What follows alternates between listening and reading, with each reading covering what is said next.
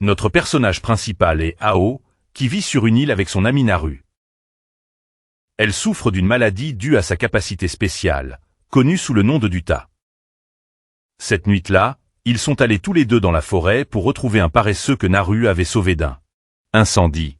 Il voulait qu'elle le laisse dans la forêt, mais elle pensait qu'il serait dangereux qu'il soit seul sans famille. Ao l'a trouvé et les a ramenés tous les deux à la maison. Alors qu'ils devaient aller cueillir les mangues restantes, il ne voulait pas que Naru sorte la nuit. Mais elle a dit que si Ao n'était pas de retour à une certaine heure, elle appellerait la police. Pendant ce temps, un jeune homme nommé Gezel transportait des marchandises pour l'armée japonaise avec deux amis, qui se méfiaient de l'équipement donné à Gezel par les Japonais. Militaire. En testant l'appareil, leur véhicule a soudainement mal fonctionné, le faisant s'écraser vers la plage, frappant presque Ao. Gezel était en colère, ne sachant pas ce que Ao faisait là, mais Ao a affirmé qu'il avait failli mourir. Parce que Gezel ne savait pas conduire. Son ami est venu arrêter Gezel parce qu'il avait encore du travail à faire. Alors qu'il retournait chercher la cargaison, Ao a accidentellement obtenu une sorte d'anneau. Soudain, l'un des autres amis de Gezel a découvert que le moteur de son véhicule était gravement endommagé. D'une manière qu'il n'avait jamais vue auparavant. Il savait que Ao vivait chez M. Fukai, qui avait des pièces pour ce type de véhicule, alors il voulait que Ao lui remette des pièces. Soudain, le véhicule cassé de Gezel a montré d'étranges réactions, et quelques instants plus tard, il a explosé, créant un pilier d'énergie brillant visible à travers l'île. Ao a couru devant tandis que les amis voulaient que Gezel s'échappe avant que les choses ne deviennent plus chaotiques. Un satellite dans l'espace a accidentellement capté le signal de l'explosion précédente et savait que quelque chose allait certainement arriver. Ao a réussi à courir jusqu'à la maison pour faire savoir à Naru qu'il allait bien, mais elle savait que quelque chose de grave s'était produit. Gezel et son groupe ont dû s'échapper après avoir vu une énorme créature apparaître sur la plage. Gezel voulait s'échapper immédiatement pour éviter de rencontrer les forces japonaises dans ce chaos. Pendant ce temps, en mer, un navire de guerre a reconnu que la lumière émanant de l'île semblait très dangereux. Ao a été forcé d'évacuer avec Naru et le paresseux, et il a accidentellement vu quelque chose de gigantesque apparaître là où était la lumière. Ils se sont écrasés sur le bord de la route, et Naru ne savait pas ce qui se passait. Les gens étaient progressivement évacués. Ao savait que la chose d'avant était un démonsté, et il s'inquiétait de savoir ce qu'il devait dire à son grand-père. Quand il est rentré chez lui, il a trouvé son grand-père en train de se préparer à aller à l'hôpital. Son grand-père voulait qu'il se prépare pour la cérémonie d'initiation de demain. Ao a juste regardé son grand-père partir sans mentionner ce qui se passait de l'autre côté de l'île. Pendant ce temps, le groupe de Gezel a réussi à livrer ses marchandises aux clients, mais s'est rendu compte que Gezel. Il manquait un article, celui que Ao avait pris. Après le dîner, Ao a appelé Naru pour vérifier sa situation. Il n'osait pas lui rendre visite parce que son père ne l'aimait pas. Ils se sont disputés pendant un certain temps au sujet du fait que Ao utilisait toujours cette excuse pour ne pas lui rendre visite. Après s'être disputé, Ao a abandonné et a raccroché. Le lendemain matin, le groupe de Gezel est retourné à la plage pour chercher l'objet, car le client leur a donné 12 heures pour le trouver. Seul un immense cratère restait sur la plage. Incapables de le trouver, ils pensèrent que Ao l'avait peut-être pris. Gezel sentait que son groupe avait des problèmes parce que tellement de choses s'étaient passées en une seule nuit. Il n'y avait aucun bruit autour à part l'océan.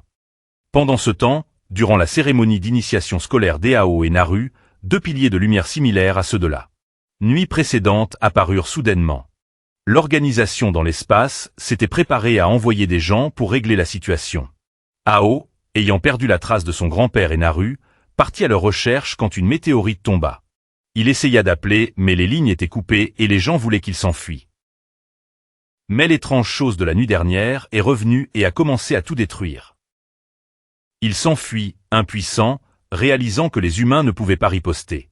Soudain, la bague tomba et commença à briller. Quand il la ramassa, il se souvint que sa mère avait une bague similaire. Le groupe de Gezel le trouva et exigea la restitution de la bague, mais il résista et refusa de la remettre. Comprenant l'entêtement d'Ao, Gezel décida de l'emmener, pensant qu'il pourrait être capable de faire quelque chose pour sauver l'île. À ce moment-là, la marine de l'île reçut un message de la garde nationale leur indiquant qu'il devait laisser partir le navire japonais. Les forces japonaises ne voulaient pas s'impliquer et partiraient donc comme demandé. Un dispositif sur le navire japonais avait émis un signal, et le monstre marin tourna soudainement son attention vers lui. Giselle avait informé Ao que cette bague était la clé d'une arme japonaise. Il lui ordonna de la leur livrer, même s'il était des ennemis, afin qu'ils puissent combattre le monstre à la place. Mais si les forces japonaises ne voulaient pas aider, il volerait cette arme. Après avoir identifié le navire, Giselle s'y rendit avec l'intention de mener à bien le braquage. Il tira un grappin sur le navire, ce qui poussa les forces japonaises à tirer des coups de semonce. Soudain, le monstre tira directement sur le navire, le faisant couler progressivement et entraînant le groupe de Giselle avec lui. Ao brisa la vitre et tomba de la voiture. Il réussit à s'accrocher au dispositif sur le navire, et Giselle lui dit que puisqu'il avait sa clé, il devrait entrer et se battre.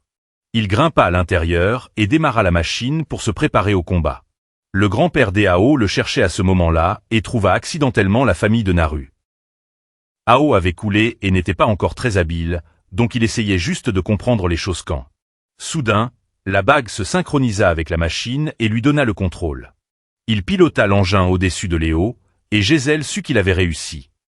Pendant ce temps, l'organisation spatiale capta accidentellement des signaux de la machine que Ao pilotait, même si elle avait disparu depuis plus d'1 an.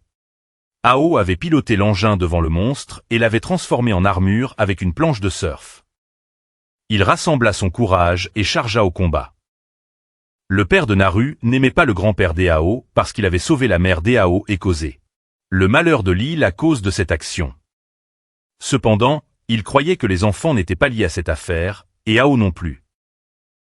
À ce stade, Ao essayait de combattre le monstre, mais sans armes, il ne pouvait rien faire. Il devait l'attirer au loin pour réfléchir à une contre-stratégie. Mais l'organisation internationale de la garde venait d'arriver et remarqua que le robot était piloté par un amateur, parce que personne ne conduirait le monstre vers cette météorite. Ao venait de réaliser qu'il avait fait une erreur en l'apportant ici. Cependant, grâce à l'avoir apporté ici, la météorite avait interféré avec son énergie et le monstre ne pouvait pas déterminer sa position. Il a alors surgi de la fumée, l'incitant à charger et à couper un des bras du robot. Il l'a attrapé et a utilisé ce bras pour poignarder directement la tête du monstre, le détruisant. Quand il s'est réveillé, il a trouvé les insulaires lui jetant des pierres à cause de ses cheveux turquoises. Il a également reçu des signaux de l'équipe de la garde internationale, il a donc dû piloter le robot loin d'eux. La fille pilotant le robot vert a suivi pour chercher et l'a accidentellement trouvé flottant sur les hauts. Elle a sauvé Ao, et comme elle ne savait pas qu'il avait piloté le robot, elle a dû le laisser partir. Quand il est rentré chez lui, il a appris que l'armée interrogeait son grand-père parce que maintenant, Ao avait révélé sa nature et avait été signalé par les insulaires comme ayant les cheveux turquoises. Il a été surpris de vérifier dans le miroir et a vu que la couleur de ses cheveux était maintenant comme celle de sa mère il y a des années. Elle avait également été confrontée à de la discrimination et avait essayé de teindre ses cheveux en noir. Pendant ce temps, Naru a accidentellement entendu parler du problème d'Ao et s'est échappé de l'infirmerie. Elle a trouvé Ao à son endroit habituel, et il savait qu'il était traqué à cause de la couleur de ses cheveux. Et parce qu'il était un étranger comme sa mère. Elle n'était pas dégoûtée par lui, alors il a décidé de lui montrer le robot qu'il avait utilisé pour protéger l'île. Il n'avait pas l'intention de l'utiliser à nouveau, car cela le rendrait encore plus détesté. Pendant ce temps, l'avion rouge était toujours sur le site de la météorite lorsque des hélicoptères militaires sont arrivés. Par hasard. En rappelant ses coéquipiers, la fille pilotant l'avion rouge les a informés qu'elle avait eu des problèmes. Naru et Ao sont partis à la recherche du paresseux, mais son père et d'autres avaient encerclé et emmené Ao. Pendant ce temps, le groupe de Giselle avait trouvé le robot mais ne parvenait pas à comprendre comment le déplacer, car il ne pouvait pas le contrôler et le déplacer serait trop évident, et Ao ne voulait pas le piloter. Pendant ce temps, la blonde qui avait sauvé Ao a rencontré une petite fille demandant de l'aide, alors elle a dû aller chercher son avion pour aider. Le commandant ici ne comprenait pas pourquoi seuls les jeunes pouvaient piloter ces avions. Puisqu'Ao a été mentionné, le patron a demandé au commandant plus d'informations sur Ao et a confié la tâche de rencontrer les hauts fonctionnaires de l'île à une jeune femme officier subalterne. Elle voulait faire des recherches sur la météorite pour empêcher le Keju de venir, mais ils ont refusé parce que ils n'avaient jamais entendu parler d'un monstre apparaissant au même endroit 2 fois. Elle est ensuite allée chercher la pilote aux cheveux roses et lui a demandé de trouver la blonde et de surveiller cette météorite. À ce moment-là, Ao a eu une conversation avec la personne qui l'a capturé. Il a révélé qu'il avait rencontré Ao et sa mère il y a 10 ans. La grand-mère de Naru lui a également raconté ce qui s'était passé dans le passé. Il y a 13 ans, la mère d'Ao est tombée accidentellement du ciel. Lorsque les Américains sont arrivés, le grand-père d'Ao a caché sa mère. Tout le monde pensait que Ao et sa mère étaient des extraterrestres ou des étrangers. Ao a également appris que lorsqu'il avait 3 ans, la météorite est apparue près d'eux. L'île, alors sa mère a été capturée par les Américains. La météorite s'est ensuite contractée, faisant penser aux gens que sa mère était la cause de la catastrophe. Ils croyaient qu'il n'avait rien fait de mal, et ce sont des accusations infondées, mais les gens le détestaient toujours. Pendant ce temps, Gazelle voulait trouver un moyen de sauver Ao, et il allait faire quelque chose. Faux. Le patron est aussi venu ici parce qu'il voulait rencontrer Ao. Juste au moment où il est allé rencontrer Ao, Gazelle et ses amis ont accidentellement foncé et ont mis Ao dans la voiture en un instant. Par coïncidence, la personne qui a capturé Ao était le père de Gazelle. Il s'est opposé à son père parce qu'il estimait que c'était injuste envers Ao. Il l'avait toujours maltraité et blâmé alors qu'il était les lâches qui refusaient d'accepter cette opportunité d'indépendance. Quand il l'a emmené dans le ciel, ils ont accidentellement rencontré un Keju plus grand là-haut. Mais Ao ne voulait pas se battre et voulait juste aller rencontrer le grand-père. Quand il est arrivé, il a vu que la clinique du grand-père avait été incendiée. Le grand-père ne lui permettait pas de les haïr parce que finalement, c'était parce qu'il aimait l'île et voulait la protéger qu'il agissait ainsi.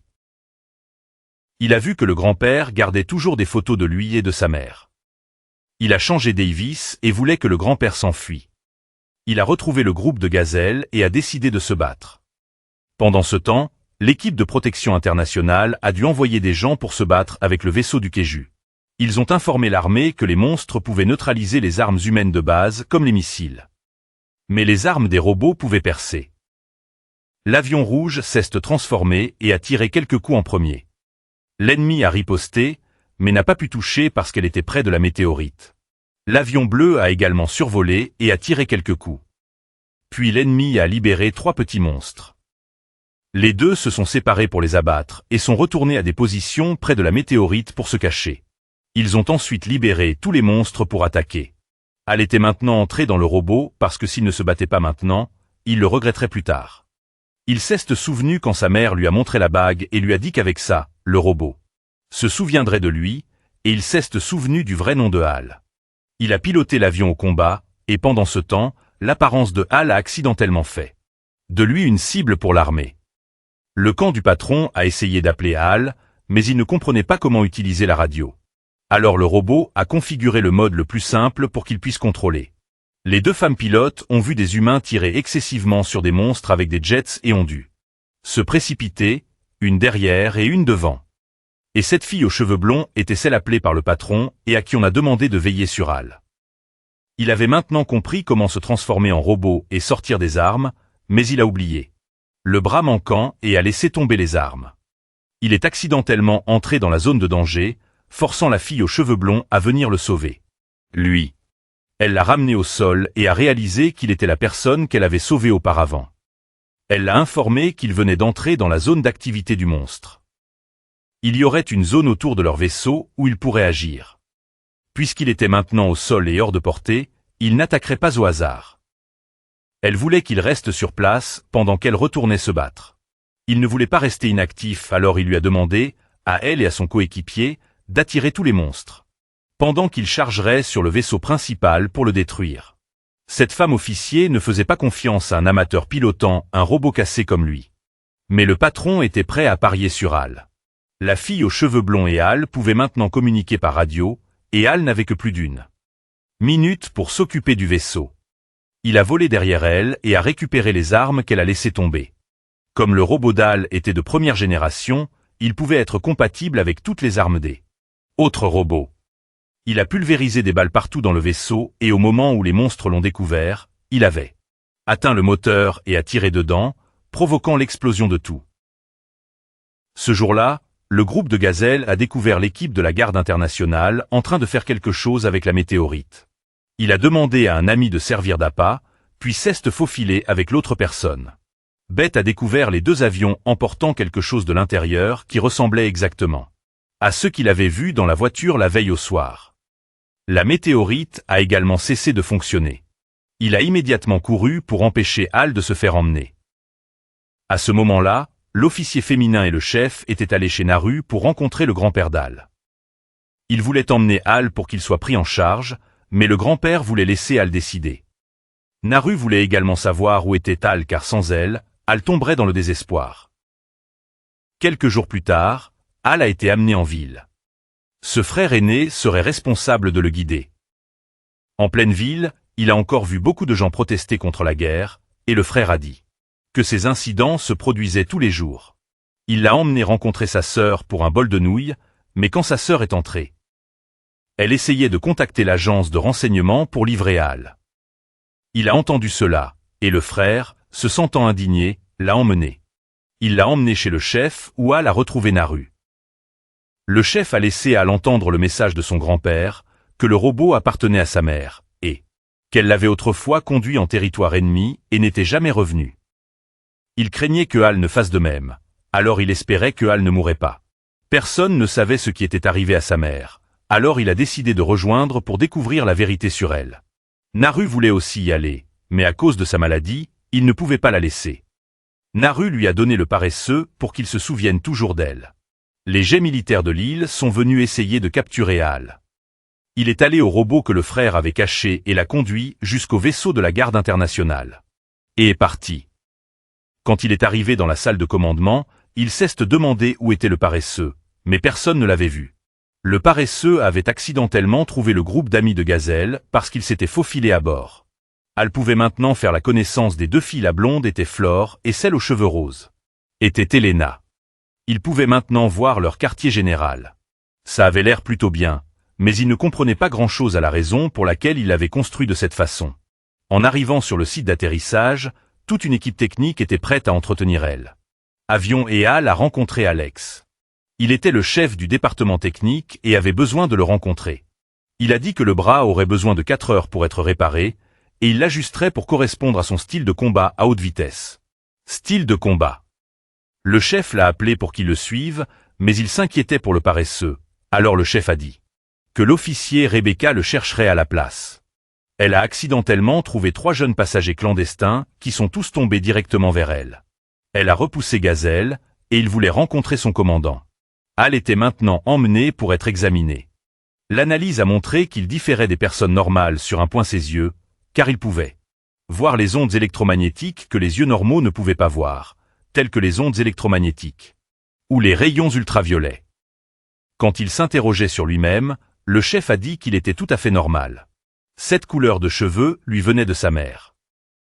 Flore l'a ensuite emmené visiter la base et lui a fait savoir qu'il y avait beaucoup d'autres pilotes, à part eux. Elle l'a conduit à la zone des dortoirs, mais s'est rendu compte qu'elle avait oublié de demander à ses supérieurs pour ses quartiers. Soudain, la télé a annoncé que le paresseux courait au hasard dans la base, et je me demande comment le paresseux pouvait courir si vite. Hal était inquiet, alors il a décidé de courir pour le chercher. Pendant ce temps, Gazelle était allé rencontrer le président de cet endroit et lui a demandé ce qu'il avait fait retirer de la météorite.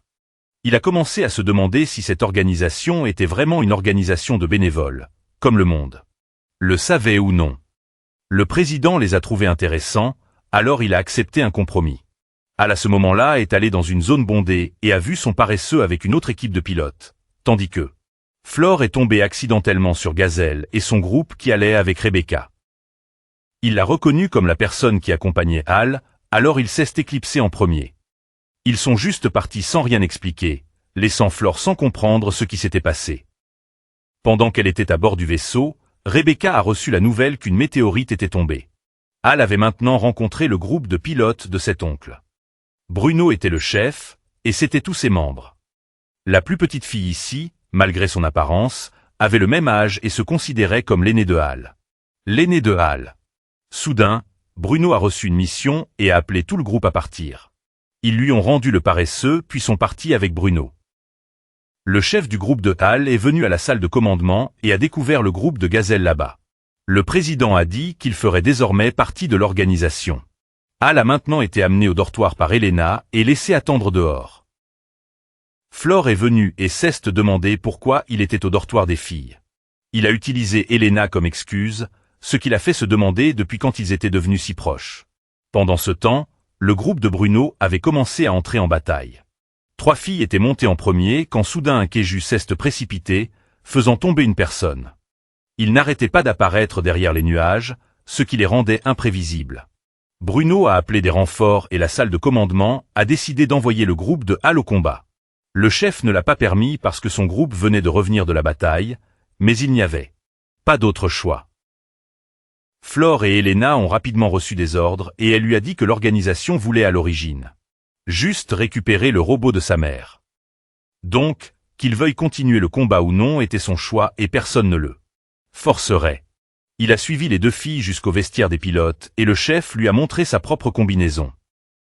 Tous les 3 sont ensuite allés au hangar et Hal a rencontré Alex qui lui a dit que son avion avait été réparé et pouvait bien voler et que l'organisation avait également renommé cet avion du nom que sa mère avait choisi.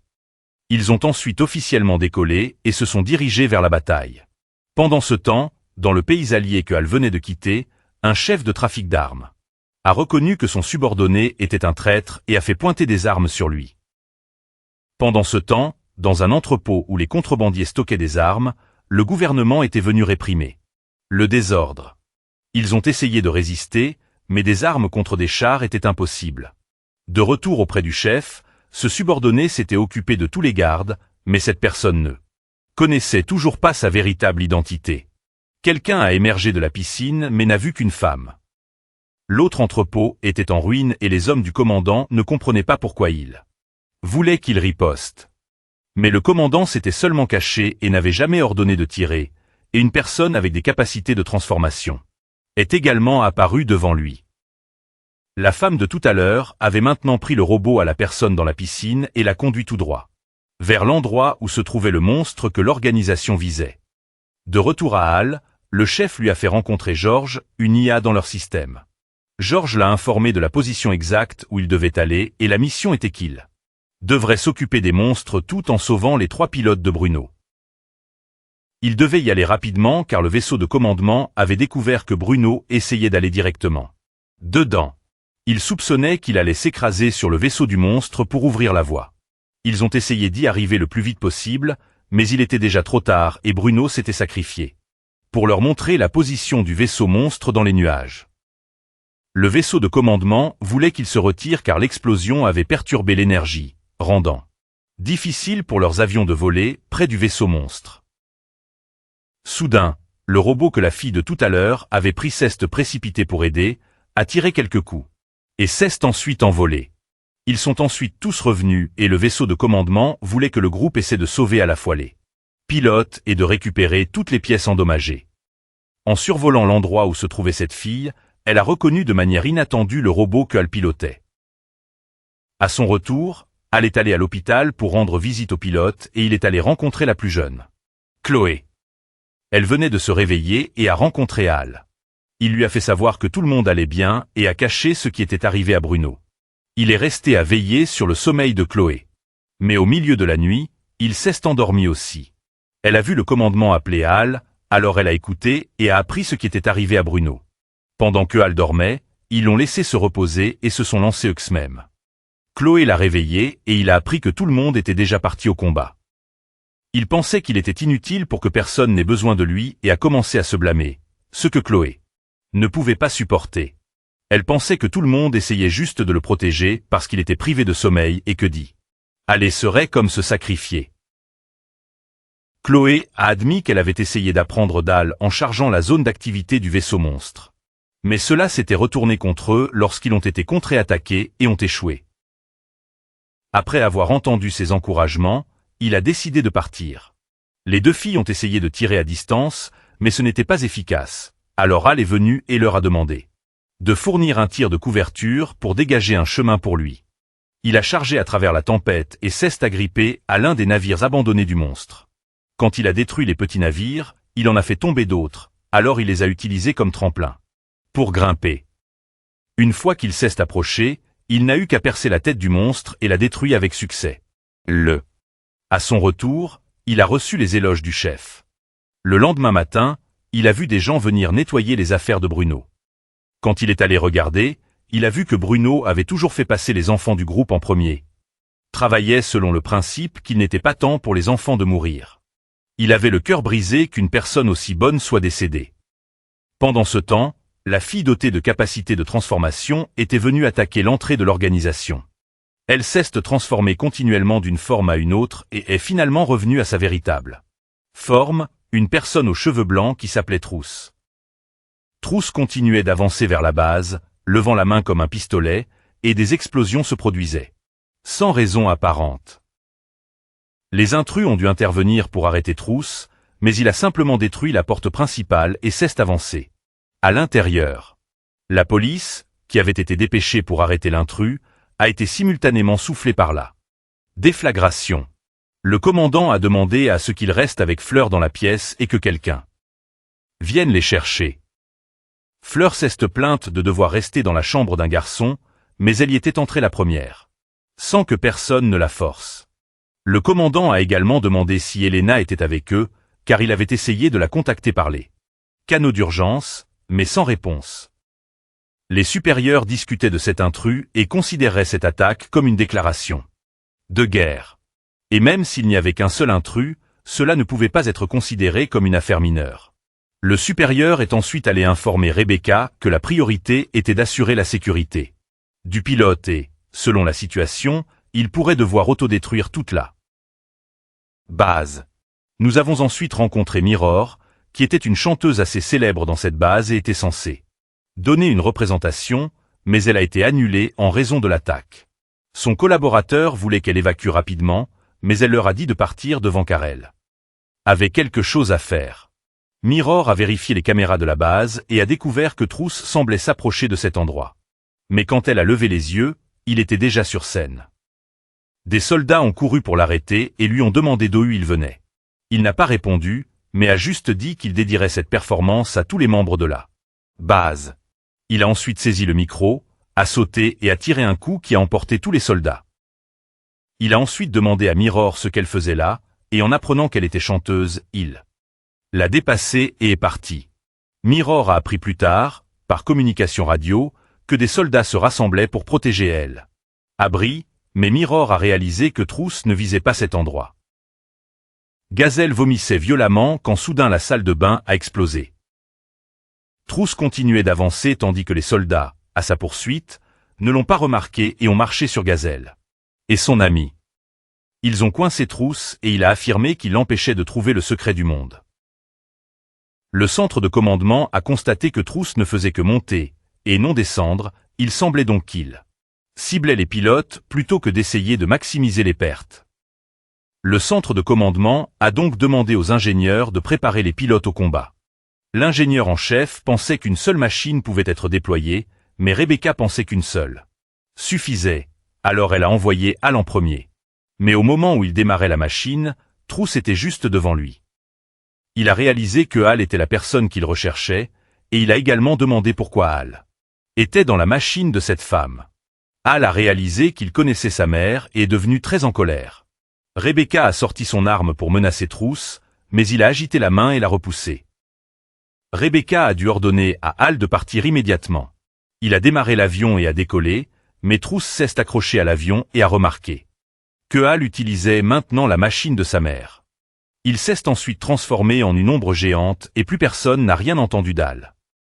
Pendant ce temps, les supérieurs avaient rappelé l'équipe de Bruno pour se battre après leur période de repos. Pour soigner leurs blessures. Ils ont demandé où était Al, et les supérieurs ont dit quelque chose. Pendant ce temps, bien que Naru soit malade au lieu de se reposer, elle s'est enfuie de sa famille pour trouver le lieu de travail de son père. À ce moment-là, Gisèle était également rentrée chez lui pour rencontrer son père, qui voulait que Gisèle hérite de son entreprise, mais il a refusé parce que son père ne l'avait jamais traité comme un fils. De plus, il voulait enquêter sur la vérité que le gouvernement cachait aux citoyens avant d'envisager quoi que ce soit d'autre. Lorsque le père de Naru l'a découverte sur son lieu de travail, Il est sorti de sa voiture et a demandé pourquoi elle était là alors qu'elle était malade. Quand elle a essayé de dire quelque chose, son père l'a interrompue et a exigé qu'elle rentre immédiatement à la maison. Elle s'est docilement retournée, mais est tombée malade en chemin et a été aidée de manière inattendue par Al. Al l'a ensuite ramenée sur le lieu de travail de son père, même s'il leur était interdit d'entrer. Haru a suivi Al jusqu'à une entrée à l'intérieur, et bien qu'elle le trouve étrange, elle a choisi de le suivre. Quand Haru a plus tard demandé à Al à quel point il était différent d'avant, il a dit qu'il avait changé. À cause d'elle. Al a ensuite jeté le respirateur de Naru, disant qu'elle n'avait pas besoin et qu'elle devait juste respirer. Profondément. Naru s'est soudainement senti beaucoup mieux et n'était plus malade. Le cocon au milieu du chantier a soudainement libéré des particules de poussière brillante. Et a aidé Al et Haru à flotter. Mais tout en appréciant cela, Haru a été ramené à la réalité. De façon inattendue, un autre Al est apparu et a dit à Naru de rester à l'écart de l'autre. Quand elle a regardé à nouveau, la personne à côté d'elle était devenue Trousse. Il s'est souvenu d'Al et n'a appris que maintenant le nom de Naru. Al a exigé qu'il reste à l'écart de Naru, et des soldats sont arrivés à ce moment-là, mais il a fait s'effondrer le plafond. Pour bloquer leur avance. Il s'est ensuite enfui avec Naru, mais l'a plus tard déposé près de sa voiture. Trousse est simplement monté dans la voiture et est parti. Voyant Giselle conduire également une voiture volante, Naru a attrapé sa main pour monter avec lui. Al a piloté un robot pour chasser Trousse, et il pensait que l'existence d'Al pourrait être liée à la vérité du monde. Mais de façon inattendue, l'existence de Naru était encore plus intéressante. Alors que Al croyait que Naru n'était qu'une fille ordinaire, Trousse a dit qu'il était trop naïf. Il s'est ensuite transformé en une ombre géante, et Naru a soudainement réalisé que cette ombre est apparue et l'a protégée dans ses rêves. Elle a ensuite sauté de la voiture de Giselle, et Al a dû courir rapidement pour l'attraper. Mais Naru a délibérément évité Al parce qu'elle croyait qu'elle pouvait voler. Elle a atterri en toute sécurité, mais avait encore besoin de Trousse pour la retenir avant qu'elle ne perde l'équilibre et ne tombe de la falaise. Al a couru pour dire à Naru de rester à l'écart de Trousse, mais elle s'est levée pour le protéger à la place. Elle savait que Trousse était la pièce manquante dont elle avait besoin, et le simple fait d'être près de Trousse lui permettrait de voler. Trousse s'est alors téléportée avec Naru. Al a essayé d'attraper Naru, mais a échoué et s'est réveillé à la base. Elena et Fleur lui ont indiqué qu'il avait été inconscient pendant 3 jours. Fleur lui a rappelé que lui et Vérité s'étaient poursuivis sur une bonne distance. Mais lorsqu'ils l'ont retrouvé, son appareil s'était écrasé tandis que Vérité avait disparu. Vérité était par la suite recherchée par l'organisation. Et Al était soulagé que tout ce qu'il avait vu n'était qu'un rêve. Cependant, Fleur l'informa avec regret que ce dont il avait rêvé était réel. Parce que Naru avait bel et bien été prise par Vérité. Le gouvernement était maintenant déçu par la base où elle travaillait. Car ils avaient investi tellement d'argent uniquement pour qu'un terroriste entre et détruise facilement tout. Le jour suivant, tandis que les ingénieurs soupiraient de soulagement que tout s'était stabilisé, ils ont soudainement vu l'appareil d'Al décoller. L'ingénieur en chef a dû se précipiter et sauter sur l'appareil pour couper l'alimentation et l'arrêter.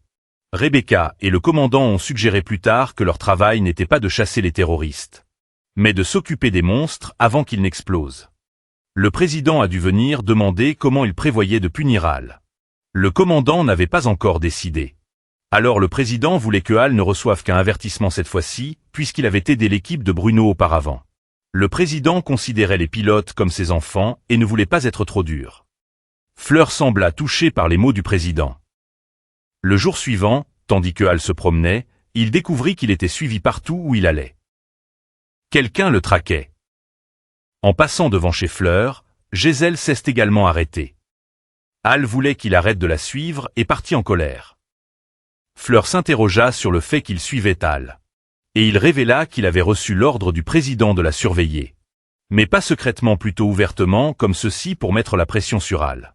Il savait également que Fleur était la fille du président. Et elle avait une mauvaise relation avec son père, tout comme Al. Peu après, une nouvelle mission apparut dans un désert. L'ensemble de l'organisation a reçu l'information tôt et a déployé l'équipe d'Al. Le président reçut un appel du ministre à ce moment-là. Alors il se rendit à son bureau pour répondre. Le ministre critiqua son organisation pour avoir laissé un chef d'équipe mourir. et avoir permis à un terroriste de semer le chaos dans la base. Le président ne pouvait pas les aider parce que d'autres fonctionnaires faisaient pression sur lui pendant le processus électoral. Donc leur seule façon de prouver leur valeur maintenant était de gérer ce qui venait de tomber dans ce désert.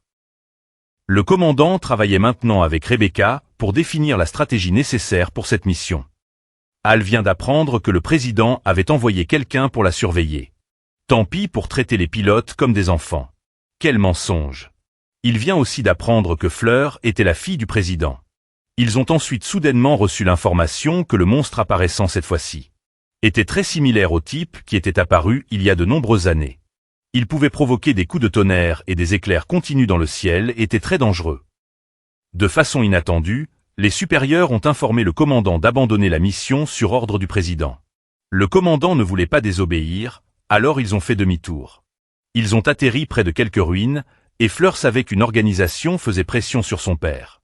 Et une organisation suffisamment importante pour cela devait être le gouvernement américain. George informa que les habitants protestaient actuellement contre le gouvernement américain, avec des tensions si fortes que les deux parties étaient au bord de la guerre. Donc, s'il remuait quelque chose à propos du monstre et provoquait une explosion, cela déclencherait une guerre. Hal s'est souvenu de ce qui est arrivé à sa patrie et a plaidé avec colère. Que s'il laissait les choses telles qu'elles étaient, les gens ici mourraient. Il s'est alors enfui et Fleur a décidé de le suivre. Ils se sont rencontrés plus tard dans une maison abandonnée. Fleur avait entendu dire que Hal détestait aussi son père.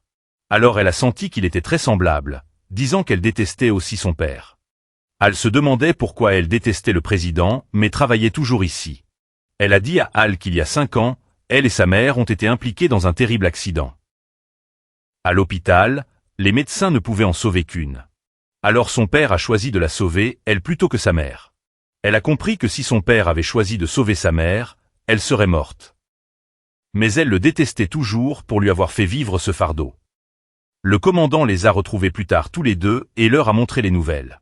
Le monstre avait causé des dégâts importants aux habitants ici. Donc le monde avait fait pression et demandé à un gouvernement d'aider ces personnes. Par conséquent, l'ordre de retour a été annulé et ils pouvaient continuer la campagne. Le groupe est ensuite retourné au vaisseau pour commencer l'action. Peu de temps après le décollage, le groupe a officiellement obtenu des images détaillées de ce monstre. Ce monstre pouvait libérer des particules chargées provoquant continuellement des frappes de foudre. Bien que leur robot soit équipé de boucliers contre les attaques de monstres. Ces frappes de foudre étaient des attaques indépendantes, donc un seul coup arrêterait le système. La seule façon de gagner était d'éviter toutes ces frappes de foudre. Plus facile à dire qu'à faire, mais il n'avait pas le temps de réfléchir davantage. Alors Elena s'est abaissée et a commencé à installer des canons pour abattre le monstre. Ao et Fleur se sont également rapidement approchés pour que Elena puisse continuer à tirer. Mais ils ont découvert que le monstre se préparait à libérer la foudre sur une grande zone. Donc les deux ont dû se retirer. Elena a malheureusement été frappée par la foudre, elle s'est donc arrêtée et a dû redémarrer. Le commandant a dû dire à Ao et Fleur d'attendre les ordres. Parce qu'il avait besoin d'Elena pour exécuter le plan. Soudain, le groupe a découvert que le monstre s'était soudainement transformé en une forme de coffre. Et se déplaçait très vite. Grâce à des calculs, ils ont réalisé que le monstre avait l'intention de charger directement dans le cocon. Et de tomber juste là. On s'attendait à ce que de nombreuses personnes meurent si la collision se produisait. Le commandant a ordonné à tout le monde de revenir puisqu'il ne pouvait rien faire de plus. Mais Ao a refusé et a cru qu'il y avait encore un moyen. Avant qu'il ne puisse agir, Fleur s'était déjà envolée. Elle s'est envolée vers le cocon et a voulu empêcher la collision. Ao est venu l'aider, il voulait aussi l'aider à se venger de son père. En survivant pour lui donner un coup de poing au visage. Ils se sont ensuite envolés ensemble et ont essayé de retenir le monstre. Ils ont simultanément tiré des deux côtés du monstre, et il s'est en fait fissuré. Mais la collision se produirait dans moins de 30 secondes. Chaque seconde était comptée, et finalement, ils ont réussi à détruire le monstre avant que la collision ne se produise. Bien que les deux aient été affectés par l'explosion. Seul le robot a été endommagé, tandis que les pilotes sont restés en sécurité. Les deux étaient heureux d'être encore en vie pour revenir. Ao et Fleur sont ensuite partis et voulaient voir la réaction du président après cet incident. Cependant, ils ont immédiatement découvert que les images à la télévision avaient été truquées par des personnes de la base pour tromper le gouvernement américain. Le président a ensuite révélé que le gouvernement américain les avait interrogés au sujet de ces images. Parce qu'il avait enquêté et constaté que rien ne s'était passé dans la ville ennemie. Mais le président avait répondu qu'il ne savait pas. Et maintenant le président avait besoin que le commandant aide à expliquer pourquoi ils étaient revenus en retard. Il a juste dit que le moteur du navire était endommagé, causant le retard, et qu'il n'était pas intervenu. Fleur et Ao ont alors réalisé que le président avait mis en scène ces images pour les aider à poursuivre leur mission. Donc, en gros, le président avait sauvé beaucoup de gens. Lorsque le commandant est revenu avec Rebecca, ils ont vu que Ao et Fleur s'étaient beaucoup rapprochés. Plus tard, l'armée japonaise prévoyait de tester une simulation de cocon artificiel pour aider le Japon à accéder au leadership mondial. Étant donné que le Japon était désormais isolé par l'Alliance et le gouvernement américain, qui refusait de partager des informations avec eux. Bien que leur économie soit restée stable, leur armée avait pris beaucoup de retard sur les autres pays. Bien que l'armée voulait se développer fortement, ils savaient que les citoyens ne soutiendraient certainement pas cela, car ils voulaient seulement vivre en paix. Toutefois, ils considéraient toujours cela comme nécessaire. Ils ont donc décidé d'acheter des informations à un groupe de hackers concernant des documents secrets, relatifs au cocon que le gouvernement américain avait caché. Cependant, ce plan de l'armée japonaise a été divulgué par une source interne. De retour au groupe de pilotes, comme c'était un jour de congé, Fleur et Elena ont décidé d'aller à la piscine pour se détendre. Mais Tao est venue et voulait qu'elles se concentrent toutes les deux sur l'entraînement. Cependant, Fleur a fait valoir que la natation était aussi un entraînement. Et elle savait que Ao était anxieux de sauver sa petite amie Haru. Et sa réticence à se joindre à la baignade était peut-être parce qu'il ne savait pas nager. Mais il a corrigé en disant qu'en fait, il savait nager. Pendant ce temps, le président avait informé le commandant de l'intention de l'armée japonaise d'expérimenter la création de cocons de monstres. Et la prochaine mission de l'équipe d'Ao serait de récupérer secrètement ce cocon de l'armée japonaise. Juste à ce moment-là, le groupe d'Ao passa devant la salle de commandement. Et Ao remarqua que le président venait de donner une nouvelle directive à son commandant. Peu de temps après, le groupe de Giselle a été amené au Japon. Après quelques procédures d'immigration difficiles, le groupe de Giselle est passé. Le groupe est ensuite allé sur une colline près de la base militaire pour intercepter et écouter les signaux. Comme c'était là où le cocon était tombé au Japon. Il n'a pas fallu longtemps au Japon pour commencer le processus de recherche et d'exploitation à partir de ce cocon. Ils avaient maintenant commencé le processus de recherche.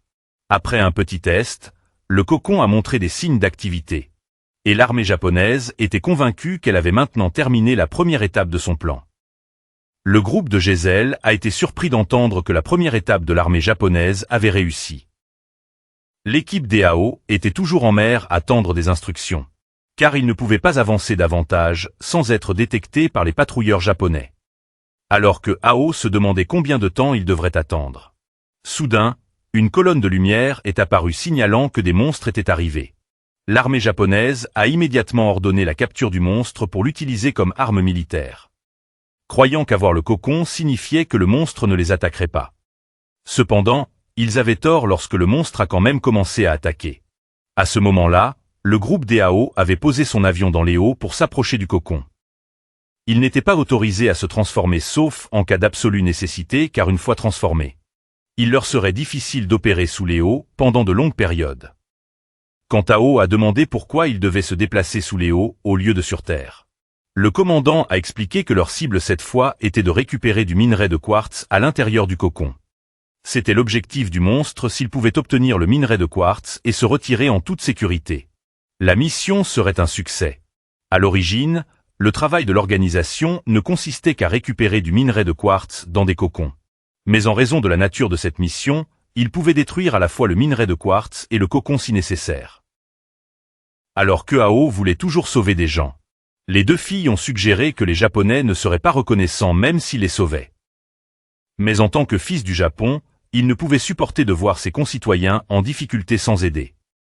Comme Ao s'était précipité en avant, le commandant ne pouvait que dire aux deux filles de continuer leur mission. Le groupe Giselle ne voulait plus écouter aux portes et préférait entrer directement dans la base militaire pour obtenir des informations. Soudain, Ao a jailli de sous les hauts, il avait observé autour de la base et a vu que l'explosion ne s'était produite qu'à un seul endroit, donc le monstre devait être là. Pendant ce temps, alors que le commandant militaire japonais essayait de s'échapper de la base, il a vu Ao passer en volant et a pensé que c'était leur robot. De façon inattendue, un soldat dans la voiture a battu le conducteur. Il s'est ensuite transformé en vérité et a affirmé que le robot lui appartenait, pas au commandant. Alors qu'il était sur le point de s'occuper du commandant, étonnamment, la voiture du groupe Gesell est arrivée en trombe de la montagne. Ao avait maintenant plongé dans les hauts et détecté le signal du monstre. Il s'est transformé avec précaution et a attendu que le monstre s'approche. Juste au moment où il a senti son signal à proximité, le monstre était introuvable. Mais une de ses jambes a été soudainement écrasée. Gesell et ses amis étaient sortis de leur voiture accidentée lorsqu'ils ont de nouveau rencontré accidentellement la vérité. Gesell a remarqué l'arme à feu sur le sol et a demandé si la vérité était responsable de ce chaos. Les deux filles avaient maintenant atteint la zone contenant du quartz. Mais quand elles l'ont ouvert, elles n'ont trouvé que du quartz endommagé réutilisé par l'armée japonaise. Bien qu'il ne s'agisse que de sous-produits du cocon, une telle quantité était préoccupante. Car concentrer une grande quantité de quartz endommagé en un seul endroit pourrait risquer de provoquer une explosion. Ao, toujours incapable de localiser le monstre, a été soudainement entraîné profondément sous les hauts. La pression de Léo a progressivement endommagé son robot, le forçant à couper une jambe pour s'échapper. Cependant, les deux filles étaient arrivées pour le soutenir. Il a alors réalisé que le monstre révélerait sa vraie forme en nageant dans des zones avec des fuites de carburant. Il a donc attaqué les robots des deux filles pour libérer plus de carburant et exposer le monstre. Ao a rapidement attrapé le monstre et l'a serré, le faisant exploser. Mais les dommages à son robot étaient trop importants et il a commencé à couler. Les deux filles sont de nouveau venues à la rescousse d'Ao et l'ont tiré à la surface. Alors que Gesell interrogeait la vérité, les deux filles ont survolé avec Ao. Ce qui a fait perdre momentanément sa concentration à Gesell et a permis à la vérité de s'échapper à nouveau. À leur retour, les deux filles ont demandé comment Ao savait comment faire se révéler le monstre, mais ils n'en étaient pas sûrs. Plus tard, ils ont de nouveau rencontré le commandant militaire japonais, qui avait appris une leçon selon laquelle le Japon devrait continuer à se concentrer sur le développement économique, plutôt que sur la course aux armements. Cependant, la vérité est apparue peu de temps après et s'est occupée du partenaire du commandant. Il a prétendu voir à travers le désir du commandant de gouverner le Japon, et voulait coopérer pour l'aider à atteindre de plus grands objectifs. Peu de temps après, à El Arizona Bank en Amérique, un monstre a soudainement envahi. Bien que l'armée ait lutté dur pour intercepter le monstre, elle a finalement échoué. Ce n'était pas réellement la première fois que El Amérique était attaquée par des monstres. Ao se demandait si El Amérique demanderait de l'aide à leur organisation si elle était de nouveau attaquée. Le commandant pensait que probablement pas, donc toute l'équipe d'Eiki devait attendre des ordres à la frontière. Gesell et Rebecca discutaient avec un fonctionnaire du gouvernement américain, pour que le gouvernement américain accepte l'aide de leur organisation. Cependant, cette personne semblait peu disposée à aider et continuait d'esquiver, en parlant de comment lui et Rebecca étaient d'anciens collègues dans une entreprise. Bien que maintenant chacun ait son propre chemin. Alors qu'ils travaillaient pour l'armée. Tous deux avaient autrefois éliminé un pays entier lors d'un conflit sur une île. Après avoir géré un cocon tombé sur cette île, une guerre civile a éclaté, les entraînant. L'armée américaine a rapidement réprimé les forces de l'île. Le monde a refusé de les aider. Gesell avait entendu parler de cet incident.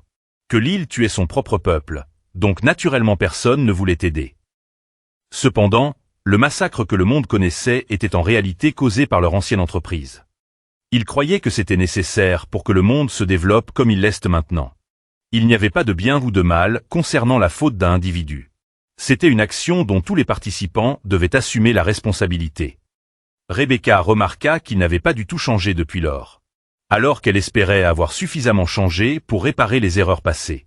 Mais il pensait toujours qu'elle faisait un travail similaire à ce qu'elle faisait à l'époque. Pendant que Hal attendait des ordres, le paresseux de Naru lui apporta soudainement un livre sur le joueur de flûte de Tamelin. Hal réalisa que le nom de l'équipe était basé sur le joueur de flûte. Alors il s'interrogea sur sa signification. Les deux filles ont dit que le commandant avait nommé l'équipe pour que lui seul connaisse la signification. George s'est ensuite transformé en professeur de littérature et a expliqué la signification de l'histoire du joueur de flûte. Hal ne voulait pas écouter, alors il a emmené le paresseux. Et quand il est revenu, George parlait toujours. Soudain, le président a appelé pour signaler que l'armée américaine avait rencontré un autre monstre. Mais parce que ce monstre avait une grande zone d'effet, l'armée a utilisé l'infanterie pour l'intercepter. Le commandant a demandé de manière inattendue la permission au président de faire entrer toute l'équipe au combat. Quand le président a refusé, il a défié les ordres et est parti quand même. Il a ensuite continué avec Hal sur le territoire américain. Hal a remarqué que le commandant désobéissait rarement aux ordres du président. Il a dit qu'il avait un mauvais pressentiment concernant l'utilisation de l'infanterie par l'armée américaine pour intercepter le monstre. Alors il a outrepassé son autorité pour vérifier la situation lui-même. Ils sont ensuite entrés dans la ville où le monstre était susceptible de survoler. Ils ont soudainement découvert un groupe de personnes qui n'avaient pas encore été évacuées. Alors ils sont descendus pour vérifier la situation. Quand le commandant leur a demandé pourquoi ils n'avaient pas été évacués, le groupe a dit que cette personne les avait empêchés de monter à bord de l'hélicoptère. Ils s'est ensuite révélé être la vérité et ne laissaient personne partir. Parce qu'ils seraient des sacrifices pour l'éveil du monstre. Hal s'est précipité pour lui reprendre Naru. Mais il a utilisé son pouvoir pour l'empêcher de s'approcher. L'infanterie américaine avait maintenant échoué contre le monstre une fois de plus. Alors que Rebecca était bloquée par le fonctionnaire, qui ne voulait toujours pas accepter l'aide de leur organisation. Quand Hal a repris conscience, il a découvert que Vertu avait téléporté tout le centre commercial vers une montagne rocheuse. Le monstre est apparu juste devant eux et a libéré de petits monstres qui ont volé vers les civils. Certains soldats là-bas ont essayé de tirer sur les petits monstres, mais ils ont soudainement vu les soldats, et immédiatement après ont tiré des éclairs qui ont instantanément tué tout ce qui l'a frappé. La peur a commencé à submerger Hal, le faisant se figer sur place. Le commandant a dû se précipiter pour le repousser, et lui dire de courir à l'intérieur rapidement. Hal a couru pour sauver sa vie, tandis que le commandant devait soutenir sa retraite. Vertu a affirmé que les humains avaient complètement mal compris la nature de ces monstres. Les civils ont ensuite dû se cacher dans le centre commercial, car les petits monstres patrouillaient toujours à l'extérieur. Rebecca a maintenant reçu un message du président, que le monstre était très différent maintenant, parce qu'il n'avait jamais identifié les humains comme ennemis auparavant. Mais cette fois, ce comportement est apparu comme s'il avait évolué. Le président voulait que Rebecca négocie rapidement avec ce fonctionnaire. Et elle a reçu toute l'autorité pour fixer les conditions si nécessaire. Gazelle a alors remarqué que Rebecca était encore quelque peu hésitante. Et la raison devait venir du commandant. Le commandant s'est excusé auprès de Hal pour l'avoir emmené dans cet endroit dangereux. Il a révélé qu'il était un soldat du pays sur l'île, que Rebecca avait précédemment éliminé. Bien qu'il ait perdu beaucoup dans cette bataille, il n'avait pas le droit de nourrir des rancunes car les deux parties étaient également en faute. C'est pourquoi il a rejoint cette organisation pour corriger ses propres erreurs. Cependant, puisque seuls les mineurs pouvaient piloter les robots, il a choisi le nom du joueur de flûte de Hameln, pour se voir comme quelqu'un menant des enfants au combat. Hal s'est ensuite promené dans le centre commercial, et a découvert que les mannequins avaient été mis en pièces par les monstres. Le commandant et certains soldats ont ensuite essayé de trouver une voie d'évacuation. Soudain, Hal s'est précipité avec une tente et s'est caché juste parmi les petits monstres. Bien qu'il l'ait vu, ils sont partis après qu'il se soit caché dans la tente. Hal est rapidement revenu et a parlé au commandant de son expérience. Il a remarqué que tandis que les mannequins à l'étage supérieur étaient brisés, un à l'intérieur d'une tente est resté intact. Ainsi, il a réalisé que ces monstres identifiaient les humains par leur forme. Il voulait donc que tout le monde trouve un moyen de s'échapper avec lui. Tout le monde a ensuite pris des tentes et s'est préparé à sortir. Ils ont marché en ligne et ont réussi à dépasser les petits monstres. Rebecca a dit à Gazelle de la laisser avec son ancien patron pendant un certain temps. Gazelle est sorti tandis que le fonctionnaire était prêt à laisser Rebecca partir avec la demande d'aide. Mais avec une condition. Elle pointa son arme sur lui et demanda quelle était la condition. Peu de temps après, des ordres de déploiement ont été envoyés à l'équipe d'Hal. Les deux filles sont rapidement allées avec le vaisseau principal pour récupérer Hal et le commandant. Le commandant a dit à Hal qu'il avait un plan pour faire face au monstre. Les deux filles ont rapidement rencontré le monstre et l'ont attiré à les poursuivre. Hal s'est approché par le bas, et le monstre a immédiatement libéré de petits monstres. Hal devait constamment faire face aux petits monstres, il ne pouvait donc pas approcher le monstre principal. Alors le commandant a appelé les deux filles et leur a dit d'attaquer. quand le monstre ouvrait la bouche pour libérer les petits monstres. Et pour le faire les libérer, il se servirait lui-même d'appât. Il lui a tiré un missile dessus, ce qui l'a forcé à ouvrir la bouche et à libérer de petits monstres. Les deux filles ont immédiatement volé, ont tiré dans sa bouche et ont réussi à éliminer le monstre. De retour au vaisseau, Rebecca a demandé au commandant de ne plus être aussi imprudent. Car l'équipe avait besoin d'un chef comme lui. Peu de temps après, Gazelle et son équipe ont eu la chance d'enquêter sur certaines choses. Il a découvert que la chanteuse Mirror à leur base précédente se produisait fréquemment partout ces derniers temps. Cependant, alors qu'il n'avait toujours aucune information, son équipe a essayé de regarder attentivement le visage de Mirror. Et en comparant, cela ressemblait beaucoup à Elena. Elena était assez confuse maintenant et pourrait même ne pas reconnaître que son nom était Elena. Mais étant en mission, Fleur et Hal devaient ignorer les problèmes d'Elena et se concentrer d'abord sur la mission. Deux piliers de lumière sont apparus, et Hal se demandait d'où venaient ces monstres. George a déclaré que cette question n'était encore que théorique, et personne n'avait vraiment prouvé d'où venaient ces monstres. Hal a ensuite traversé le nuage de poussière et a vu le cocon, mais n'a vu le monstre nulle part. Il a découvert une fumée noire qui apparaissait et pensait que c'était la vérité, alors Hal a volé autour pour l'attaquer. Mais quand les deux filles sont arrivées, cette fumée a disparu. Du sol, une créature noire a dessiné le visage de la présidente juste au moment où Fleur parlait en mal de son père. Elle s'est sentie embarrassée lorsque le visage de la présidente est apparu, alors elle a tiré pour détruire cette image. Personne n'était sûr si le monstre était vraiment apparu cette fois, alors pour l'instant, ils sont juste allés récupérer le minerai de quartz d'abord. Pendant la récupération, une sorte de sable est soudainement entré dans le robot d'Elena. Ce soir-là, la présidente a discuté de certaines choses avec Giselle. Il soupçonnait que Elena et Mirror étaient la même personne. Alors il est allé dans un centre de recherche où la présidente avait trouvé Elena. Il a révélé que cette installation a été créée pour créer des enfants pour piloter des robots. Les pays feraient des expériences sur des enfants pour augmenter leur compatibilité avec les robots. Cependant, Elena s'était entraînée à cette base pendant 2 ans, donc il croyait toujours que Elena était tout à fait normale. L'ami de Giselle croyait que Elena ne pouvait pas à la fois s'entraîner à la base et se produire quelque part loin dans le monde. Alors il voulait que Giselle abandonne cette pensée. Cependant, la vérité lui a dit qu'il devait essayer de chercher la vérité pour que la vérité vienne à lui. Nous avons appris plus tard que le gouvernement américain avait intentionnellement implanté Mirror dans l'organisation pour trouver des informations secrètes à l'intérieur. Cependant, au cours des 2 derniers mois, ils ont réalisé que le Mirror qu'il avait embauché et le Mirror avec lequel il communiquait récemment n'étaient pas les mêmes bien que similaires en apparence. Leurs voix parlantes et chantantes étaient très différentes. Ils ont ensuite émis l'hypothèse que le Mirror avec lequel il communiquait pouvait en fait être Elena. Pendant ce temps, pendant que l'équipe d'ingénierie entretenait les robots, le sable qui s'était attaché au robot d'Elena s'est soudainement répandu et a possédé les 3 filles de l'équipe de Bruno. Elles ont commencé à perdre la tête, sont montées dans un avion et se sont envolées. Elena était également possédée par le sable, ce qui l'a rendue incapable de distinguer si elle était vraiment Mirror ou Elena. Elle a ensuite couru vers l'emplacement d'Hal. Alors qu'il ne savait toujours pas ce qu'était la fumée qu'il avait rencontrée. Elena a couru et l'a embrassée, ce qui l'a également affecté par le sable et l'a fait suivre.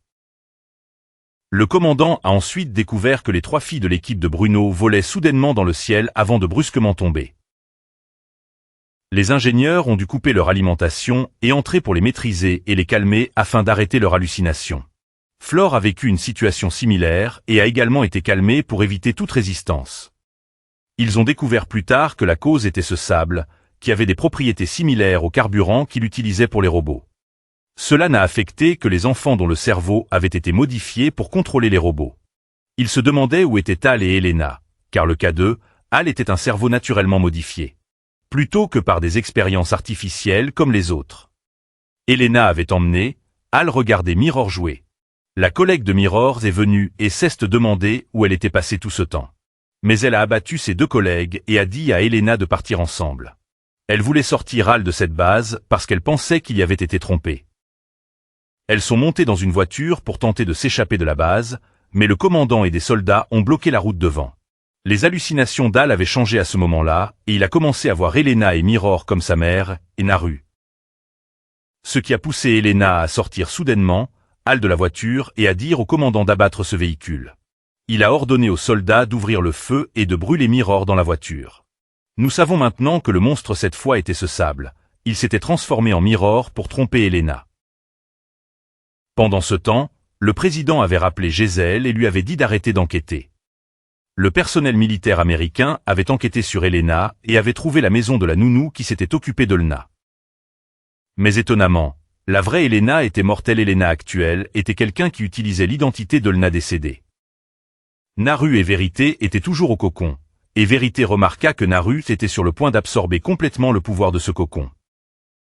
Naru se demandait pourquoi Vérité était seulement gentil avec elle, et Vérité dit qu'il était très semblable, tous deux à la recherche de la vérité et rejetant ce monde. Naru admit que Vérité n'était pas mauvais, puisqu'il n'avait pas tué Al. Pendant ce temps, Jezeel avait fouillé le sous-sol de la base et avait été découvert par le directeur. Il se demanda pourquoi ils étaient là, et Jezeel affirma qu'il était une équipe indépendante sous l'autorité du président, il pouvait donc aller où il voulait. Il l'interrogea sur le fait qu'il cachait du minerai de quartz ici, mais le directeur dit qu'il n'était pas stocké ici. Mais dans un autre endroit, cet endroit étant la station spatiale vers laquelle l'équipe d'Al se dirigeait actuellement. Le commandant n'aimait pas l'espace, alors il a rapidement conduit le groupe vers la zone de gravité pour faciliter les déplacements. Al rencontra alors la commandante de cette station spatiale, Anna. Il a vu une IA similaire à George, mais elle lui a dit que c'était toujours George parce que c'était un système entier, pas seulement un seul ordinateur. Pendant ce temps, le commandant militaire japonais avait de nouveau rencontré Vérité. Il a dit à Vérité qu'il avait trouvé des informations intéressantes sur Vérité, qu'il était autrefois le fils adoptif d'un scientifique. Pendant ce temps, nous avons appris que le groupe d'Al est allé dans l'espace parce qu'un cocon était apparu dans l'espace et devait exploser, ce qui ferait tomber de nombreux fragments sur Terre. Par conséquent, cette mission aiderait leur organisation à gagner le respect du monde entier, mais s'il échouait, tous les sponsors les abandonneraient. Al s'interrogeait sur l'équipe de sécurité de cette station spatiale, et Flore expliqua que l'équipe avait seulement le devoir de protéger le minerai de quartz que l'organisation avait collecté. Pour les autres questions, il ne fournirait qu'un soutien plutôt que de participer directement. Al était prêt pour la bataille, mais fut soudainement choqué quand il ne put plus voir les chemins du vent. La commandante Anna sembla réaliser quelque chose et dit à Al de revenir pendant que les deux filles attendaient les ordres. Rebecca lui a posé des questions sur les chemins du vent, et il lui a dit qu'il les avait toujours vus et qu'il avait volé en les suivant. Tout le monde réalisa, alors que Al avait toujours été capable de voir les atomes que les gens normaux ne pouvaient pas voir. Al ne comprenait pas comment les gens en savaient autant sur lui, et il pensait qu'il pourrait être un extraterrestre parce qu'il y a des années. L'armée avait enregistré son avion apparaissant à partir d'un pilier de lumière similaire au cocon et au monstre, et sa mère était tombée de cet avion sur Terre. Tout le monde pensa alors qu'il ne devrait pas laisser Al se battre, en partie parce qu'il aurait du mal à maintenir sa stabilité en agissant et en partie parce qu'il craignait qu'il doive se battre contre ses semblables.